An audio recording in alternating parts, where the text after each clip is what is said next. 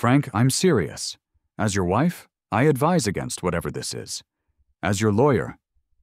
You're not my lawyer.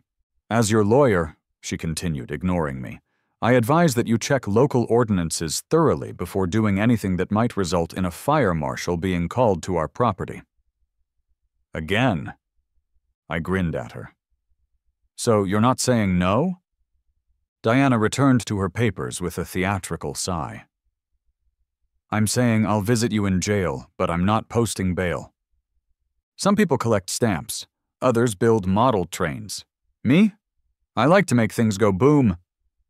Legally, of course. I'm Frank Callahan, high school chemistry teacher by day, weekend science enthusiast by night. The kind of guy who spends his free time perfecting the ideal model rocket engine or demonstrating the sodium and water reaction for wide-eyed teenagers. Nothing serious, nothing dangerous, just controlled chaos in the name of education. At least that was my reputation until the day I received that letter from the Whispering Pines Homeowners Association. I was grabbing the mail after school, still wearing my lab coat with its constellation of minor burn marks, when I spotted an official-looking envelope with the HOA's pretentious pine tree logo in the corner. As I pulled it from the mailbox, I noticed Gerald Wentworth walking his poodle on the other side of the street. Though walking is generous, since both Gerald and Snowball were standing completely still, watching me with unconcealed interest.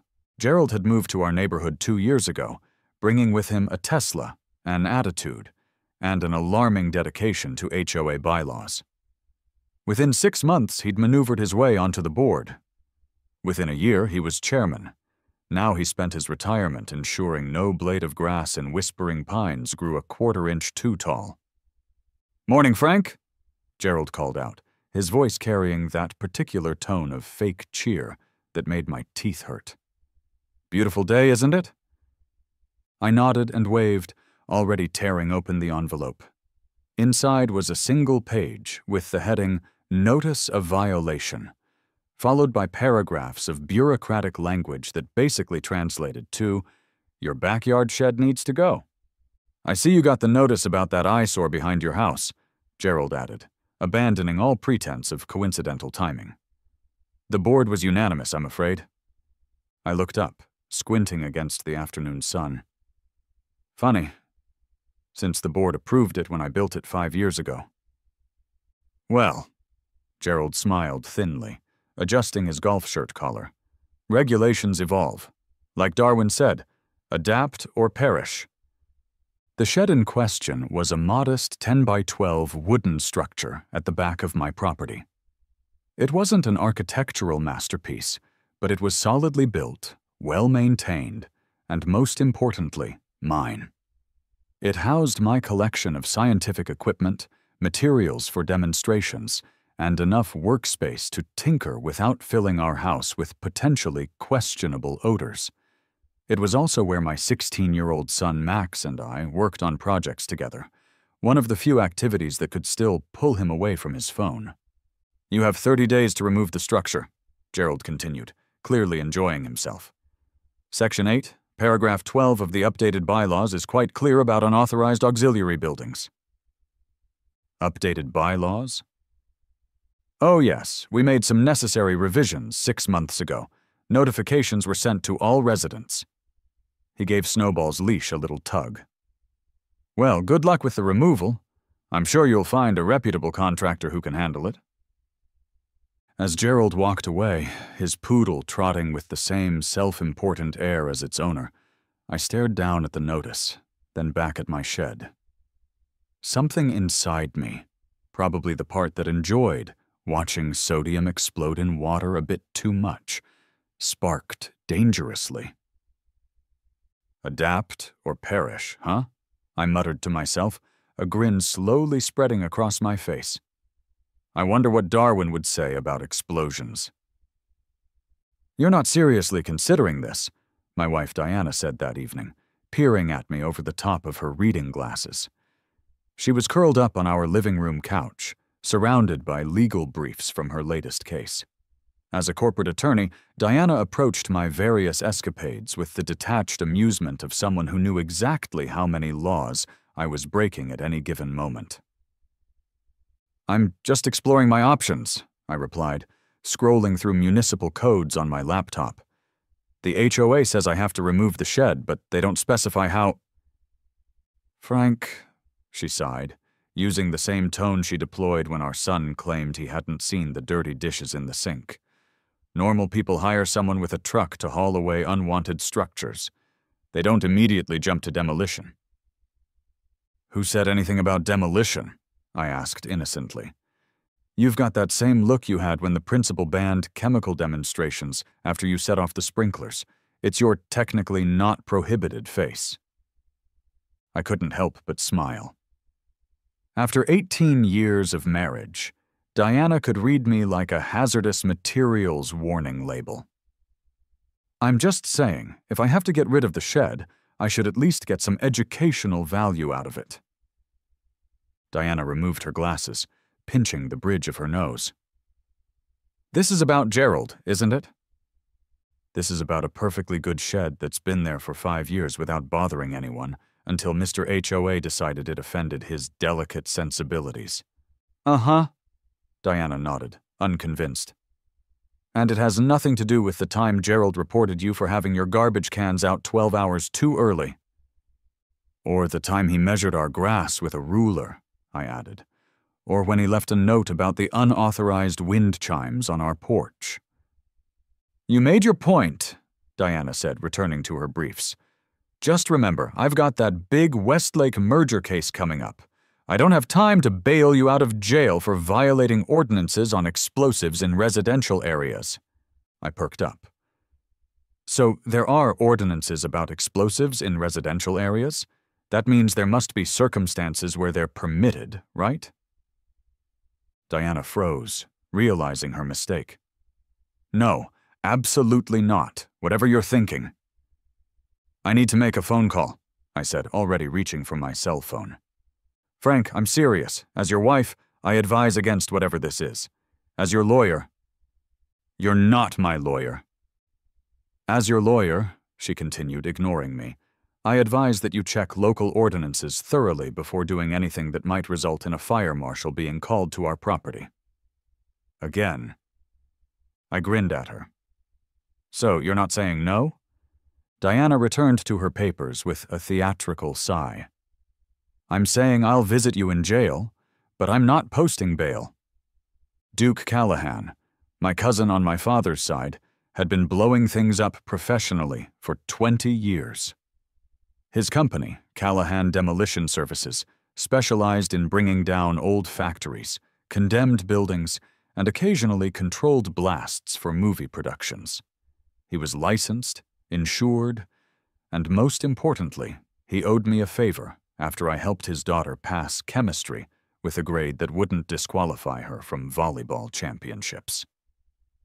"Let me get this straight," Duke said over the phone the next day, his voice carrying the perpetual gravel of someone who had inhaled too much concrete dust over the years. "You want to professionally demolish a garden shed, like with explosives?" "Is that possible?" I asked, trying to sound casual. "Possible? Sure. Reasonable? No. Hilarious? Absolutely." Duke laughed, a booming sound that forced me to hold the phone away from my ear. "You hate this shed that much?" "The shed and I are on excellent terms. It's the HOA that's the problem." I explained the situation while Duke occasionally grunted in recognition. He'd had his own run-ins with homeowners associations over the years.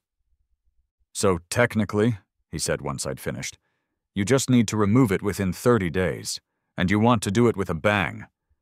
"Exactly." "You know what this would require, right?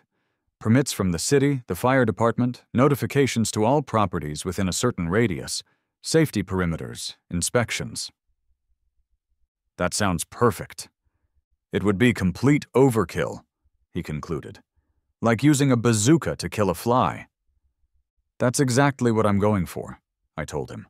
"Complete, documented, fully permitted, 100% legal overkill." The line went quiet for a moment. and I could almost see Duke running his hand over his perpetually stubbled chin, the way he did when considering a particularly challenging job. "You know what?" he finally said. "I've got a small commercial job in your area next month anyway. We could probably fit this in as a training exercise for the new guys." "So you'll do it?" "Oh, I'm definitely doing it. This is exactly the kind of ridiculous thing our grandfather would have loved." He paused. "But Frank, the permits are going to be a nightmare." "I teach high school chemistry, Duke. Paperwork nightmares are my daily reality." "Fair enough. Send me the measurements of the shed and property lines. I'll have my assistant start the paperwork on our end." As I hung up, feeling the warm glow of a plan coming together, my son Max appeared in the doorway of my home office, eyebrows raised in teenage suspicion. "Did I just hear something about explosives?" he asked. "Nothing has been decided," I replied, trying to sound like a responsible parent. "Because the shed conversation at dinner sounded like you were just going to hire someone to take it apart." Max leaned against the doorframe, his lanky frame reminding me how quickly he was growing up. "But explosives is definitely an upgrade to the plan." "Your mother doesn't think it's a good idea?" Max snorted. "Mom says that about all your best ideas." "True," I conceded. "So, are we really going to blow up the shed?" His attempt to sound casual wasn't quite working. I could hear the excitement bubbling underneath. "We," I emphasized, "are not doing anything.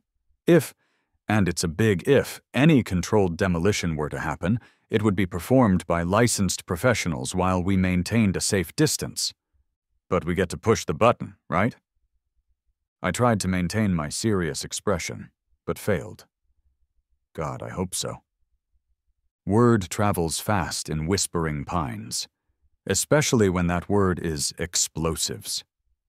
By the time I hosted my regular Saturday afternoon open garage for neighborhood kids to work on science projects, a tradition that had survived 3 noise complaints from Gerald, half the neighborhood seemed to know about my plans.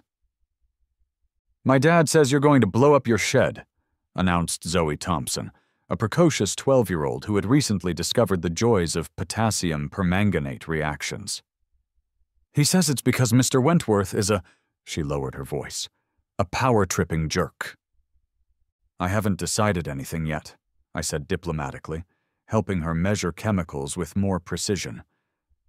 "And we don't call neighbors names, even if some of them are very dedicated to rules." "Very dedicated to being jerks," muttered Tyler Washington, a freshman who had already been cited by Gerald for skateboarding on the sidewalk in a manner inconsistent with pedestrian safety. Before I could respond with something appropriately adult and responsible, a familiar Tesla pulled up across the street. Gerald stepped out, clipboard in hand, and made a show of taking notes while staring at my garage. $5 says we get another noise complaint," Max whispered, carefully adjusting the vinegar levels for the younger kid's volcano demonstration. Gerald, apparently satisfied with whatever violations he'd documented, crossed the street with the determined stride of a man on a mission from a particularly petty god. "Afternoon, Frank," he called out, his voice carrying that false cheeriness that set my teeth on edge. "Quite the little gathering you have here." "Science club," I replied, gesturing to the 6 kids working on various projects. "We're learning about acid-base reactions today." Gerald's eyes narrowed slightly as he scanned the garage, likely looking for violations. Finding none, he shifted tactics. "I've been hearing some concerning rumors," he said, lowering his voice to a conspiratorial level that was still perfectly audible to everyone. "Something about plans for your shed removal that seem excessive." "Just exploring my options," I replied blandly. "The HOA expects all removals to be conducted in a reasonable and conventional manner," Gerald continued, "using appropriate contractors and methods." I smiled pleasantly. "Could you show me where in the bylaws it specifies what removal methods are considered appropriate? I'd like to make sure I'm in full compliance. Gerald's jaw tightened. It's common sense, Frank. So it's not actually in the regulations? Because I've been reviewing them quite thoroughly. I turned to the kids. Who can tell Mr. Wentworth what the scientific method teaches us about assumptions versus documented evidence? 6 hands shot into the air, accompanied by eager faces. Gerald took a step back, clearly recognizing a battle he wasn't prepared to fight. This conversation isn't over, he warned, retreating toward his Tesla. Looking forward to continuing it, I called after him. Once he was safely in his car, I turned back to the kids. Now, who wants to see what happens when we add this catalyst? The resulting foam explosion, while completely safe and contained, produced enough noise to make Gerald's head snap up from inside his vehicle. The glare he sent my way was almost as satisfying as the chemical reaction itself. The next few weeks became a fascinating exercise in bureaucratic navigation. Duke had warned me that the permits would be challenging, but I hadn't quite grasped the full magnitude until I found myself taking personal days from teaching to visit various municipal offices. The building department was my first stop, where a clerk named Marjorie stared at me over reading glasses that had gone out of style when Reagan was president. Sir, this form is for demolishing structures over 500 square feet, she said, sliding the papers back across the counter. Your shed is 120 square feet? Yes, but I'm very thorough. We don't typically process permits for structures this small. Her fingers tapped impatiently on the countertop. Usually people just take them down. I understand, but I'd like to ensure everything is properly documented and permitted. Marjorie sighed the deep sigh of a government employee who recognized a problem customer. You'll need the smaller demolition form, authorization from the fire marshal, notification to utilities, and signatures from adjacent property owners. Perfect, I said brightly. Where do I get those forms? By the time I left, I had a stack of papers 2 inches thick and a much better understanding of why Duke charged so much for his services. The fire department was next, where I was directed to Fire Marshal Jenkins, a broad-shouldered man with the most impressive mustache I'd ever seen outside of a historical documentary. Mr. Callahan, he said, reviewing my paperwork, we typically issue these permits for professional demolition of condemned buildings. And my shed has been condemned by the HOA. That's not the same. Did I mention I teach chemistry to your son? Jason's doing much better this semester. That last lab report on combustion reactions was really impressive. The fire marshal's stern expression softened slightly. He mentioned your class was his favorite. He has a real talent for understanding exothermic reactions. Jenkins sighed. I'll need safety plans, proof of insurance, and notification to all residences within 500 feet. Already working on those, I assured him, sliding another form across his desk. Duke Callahan is handling the actual demolition. My cousin, I added, seeing his recognition of the name. Callahan Demolition Services. You're bringing in Duke for a shed? Now Jenkins looked genuinely amused. That's like hiring a brain surgeon to remove a splinter. I believe in using the right professionals for the job. This is about that HOA tyrant, isn't it? Jenkins leaned forward. Gerald write you up? Wentworth, I corrected. And this is simply about proper removal of a structure that violates current HOA regulations. Jenkins laughed, a booming sound that echoed off his office walls. Sure it is, and I became a fire marshal because I hate fires. He stamped my form with more force than necessary. Make sure Duke files the final safety plan at least 7 days before the event. And Frank? Yes. Make sure someone records Gerald's face when it happens. News of my demolition event spread quickly, especially after I distributed the legally required notifications to all homes within 500 feet. The simple one-page notice, written in Duke's company letterhead, informed neighbors of a controlled demolition of residential auxiliary structure at 1472 Pine Hollow Lane, with the date, time, and safety precautions. I was grading papers on chemical equilibrium when my phone rang with an unknown number. "Is this Frank Callahan?" asked a young woman's voice. "Yes, who's calling?" "Amber Reyes from Channel 7 News. We received a tip about an unusual demolition event planned in Whispering Pines.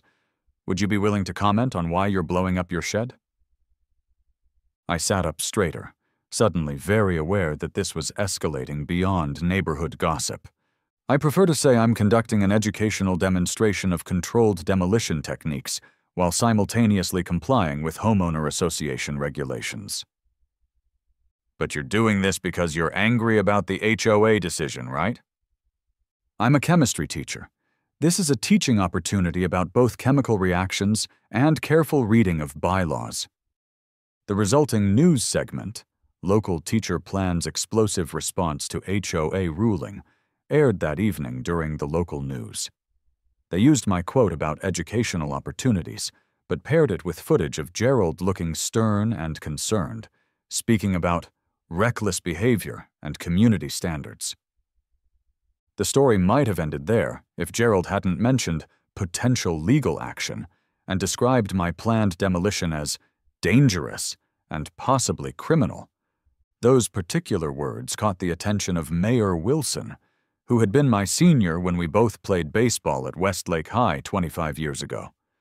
His call came the following morning as I was leaving for school. "Frank, this is Mayor Wilson. We've known each other since high school. What the hell are you doing?" "Following the law to the letter, Jim," I replied, juggling my phone, car keys, and travel mug of coffee. "Isn't that what you want citizens to do? You know damn well this is not what I—" He paused, and I could almost see him pinching the bridge of his nose, a habit he'd had even as a teenager. "Have you filed permits for this event?" "Every single one. Fire department, building department, safety notifications, the works."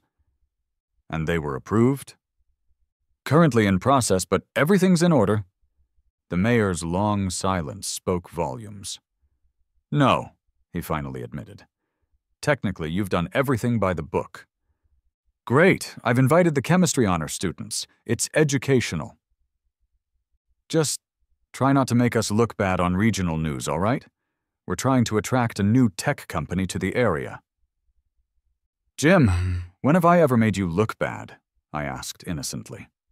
"Do you want me to bring up the senior prank with the cafeteria and the non-toxic smoke bombs?" "That was never conclusively linked to me," I protested. "Also, it was 30 years ago." "Just keep it professional, Frank. And maybe invite the tech company representatives. They're in town that week, and honestly, they might get a kick out of it." As demolition day approached, Duke and his team arrived with an almost comical amount of equipment for such a small job.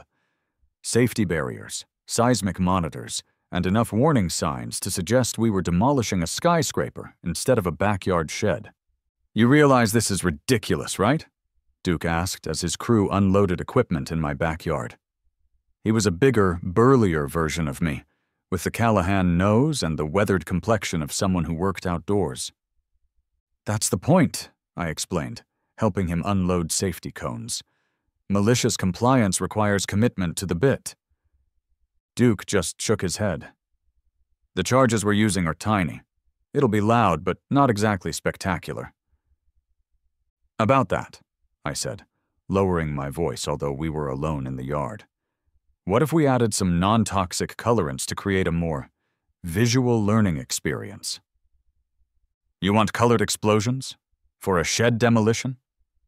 "It's for the children, Duke. Think of the educational value." My cousin stared at me for a long moment, then burst out laughing. "You know what? Sure, we can add some color packs to the charges. The crew will get a kick out of it. We usually only do that for movie shoots." As Duke consulted with his team about the technical adjustments, a familiar police cruiser pulled into my driveway. Officer Sarah Martinez stepped out, looking both official and faintly amused. "Frank?" she nodded, approaching with a clipboard. "I've been asked to verify all your permits, one more time." "Everything should be in order, officer," I replied, handing over my binder of documentation. Sarah and I had gone to the same high school, though she'd been a few years behind me. Now she found herself repeatedly called to my property for various Gerald-initiated complaints. "You know, when they issued my badge, I never thought I'd be approving a garden shed demolition." She checked off items on her list.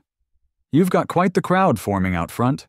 Indeed, several neighbors had gathered on the sidewalk, watching Duke's team with undisguised interest. "Educational outreach is important in science." "Uh-huh. And the HOA can kiss my ash t-shirts your son is selling?" I glanced over to where Max had set up a small card table and was indeed selling t-shirts with that exact slogan, along with a stylized image of an exploding shed. "Entrepreneurship is also educational." She handed back the binder. "Everything's in order. Try not to enjoy this too much, Frank. It's unbecoming." "I have no idea what you mean," I replied, failing entirely to keep a straight face. The day before the scheduled demolition, Gerald made a final desperate attempt to stop the event. He showed up at my door with an official-looking envelope, his Tesla parked precisely parallel to the curb. "This has gone far enough," he declared, thrusting the paper at me. "You've made your point." "Have I?" I asked innocently, accepting what turned out to be a cease and desist letter from an attorney. What point would that be? "That you're willing to go to ridiculous lengths just to spite the HOA. Actually, my point is about following rules exactly as they're written, something you seem quite fond of yourself." Gerald's face reddened to approximately the shade of the fire hydrant at the end of our street. "The board is willing to reconsider the shed regulation." "Too late. Permits are issued, crew is paid, and frankly, Duke would be very disappointed. Did you know explosives have expiration dates? It would be wasteful." "Your property values will suffer." I smiled. According to the real estate agent I consulted, properties with viral media exposure actually tend to sell at a premium. Something about character and interesting history. "Cute." Gerald's mouth opened and closed several times without producing sound, an effect I found deeply satisfying. Finally, he turned on his heel and stormed back to his car, slamming the door with more force than his luxury vehicle deserved. From several nearby driveways, neighbors who had been pretending not to eavesdrop gave me subtle thumbs-up signals. Demolition day dawned clear and perfect, as if the weather itself approved of my plan. Duke's team had established a safe perimeter with yellow caution tape, and several of my chemistry students had set up information booths explaining the science behind controlled demolitions. The crowd had far exceeded my expectations. Cars lined both sides of our normally quiet street, and what looked like half the neighborhood had gathered behind the safety barriers. Local news crews had set up camera positions, and Mayor Wilson had arrived with what appeared to be a group of suited executives, presumably the tech company representatives he'd mentioned. And to my great satisfaction, Gerald watched from his property, arms crossed, a picture of righteous indignation amidst a sea of celebratory neighbors. "This is the dumbest thing you've ever done," Diana said, appearing at my side with a tray of lemonade for Duke's crew. "And I'm including the time you tried to deep-fry a turkey in the garage. But you have to admit, it's thoroughly researched dumb." "The most meticulously documented stupidity in county history," she agreed, a smile threatening the corners of her mouth. "I'm actually impressed." Duke approached, wearing a hard hat and his most professional expression. "We're ready when you are, Frank. Final safety checks are complete." He handed me what could only be described as a cartoonishly large detonator plunger, clearly brought along for dramatic effect rather than technical necessity. I raised my eyebrows at him. Go big or go home, Duke shrugged. The media will love it, and it's completely safe. Just for show, the real ignition is controlled by my chief engineer. He nodded toward a serious-looking woman with a much more professional-looking control box. I took the plunger and approached the safety line, where a small podium had been set up with a microphone. Max handed me a bullhorn with a grin. Ladies and gentlemen, I announced, my voice carrying across the suddenly hushed crowd. Today we demonstrate the scientific principles of controlled demolition while complying with HOA Directive number 2022-7B, requiring the removal of non-conforming structures. The crowd cheered. Gerald looked ready to explode himself. This demonstration showcases chemical reactions, pressure waves, and the importance of precise legal language. In 5, 4, 3, 2, 1. I pushed the plunger down with theatrical force, and several things happened in quick succession. First, a modest but satisfying boom echoed through the neighborhood, followed immediately by a series of smaller controlled charges. Second, my shed disintegrated in what can only be described as a glorious display of colored smoke and scientifically controlled destruction, sending fragments of wood and colorful dust into a carefully contained area. Third, the crowd erupted in applause and cheers, several people recording the spectacle on their phones. And finally, most unexpectedly, Gerald's poodle Snowball, frightened by the noise, somehow slipped his leash and bolted from Gerald's yard, running directly through my freshly detonated shed space and emerging on the other side covered in colorful dust, but otherwise completely unharmed. The visual of the pristine white poodle, now tie-dyed in explosion residue, sent the crowd into hysterics. Even Officer Martinez couldn't maintain her professional composure, doubling over with laughter as Gerald chased his now rainbow-colored poodle across 3 yards. Duke's team, professional to the end, immediately began the cleanup process while I found myself surrounded by reporters, neighbors, and excited students. I stayed strictly on message about the educational value of the demonstration and my commitment to HOA compliance, while occasionally glancing over at Gerald, who had finally captured Snowball and was futilely trying to brush the colored powder from his fur. You've made a mockery of the entire HOA system, Gerald said when he finally cornered me by the refreshment table Diana had thoughtfully set up. No, Gerald, I replied, handing him a napkin for his now colorful hands. I've followed every rule to the letter, both yours and the city's. Isn't that what you wanted?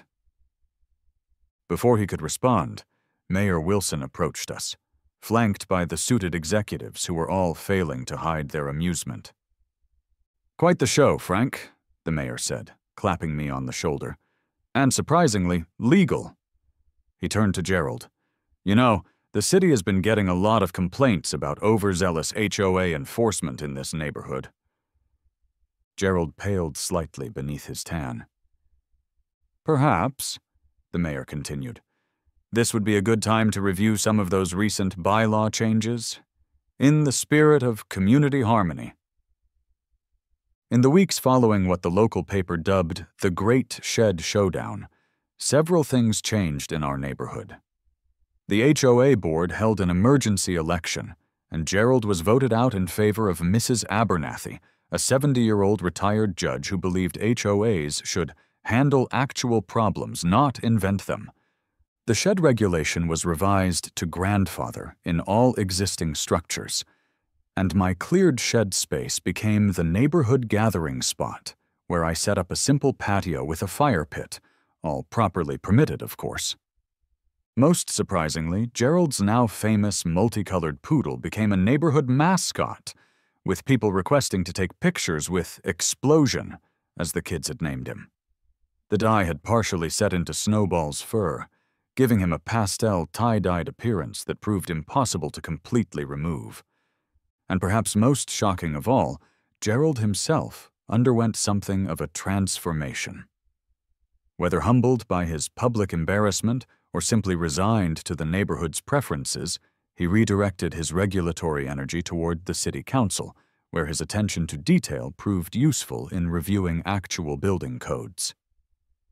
One warm evening, about a month after the demolition, I sat in my new backyard patio with Diana, Max, and Duke, enjoying the space where my shed once stood.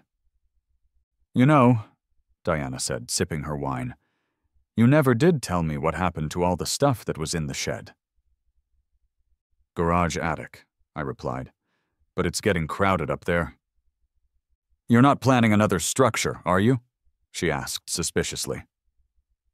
"Actually," I pulled out some drawings I'd been working on. "I've been researching underground bunkers.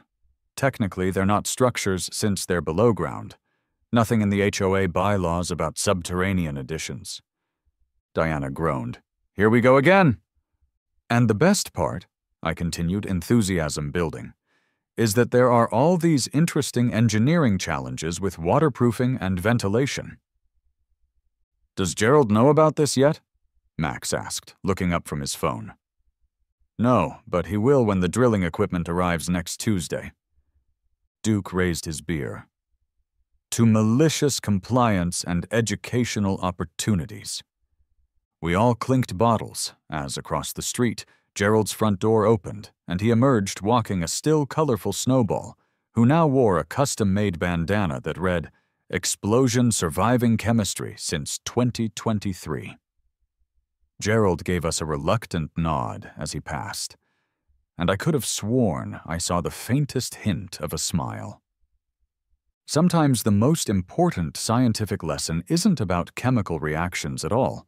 It's about the chain reactions that happen when people push each other too far. And occasionally those reactions end not with destruction, but with an unexpected new equilibrium. Though I'm still ordering that drilling equipment, just in case.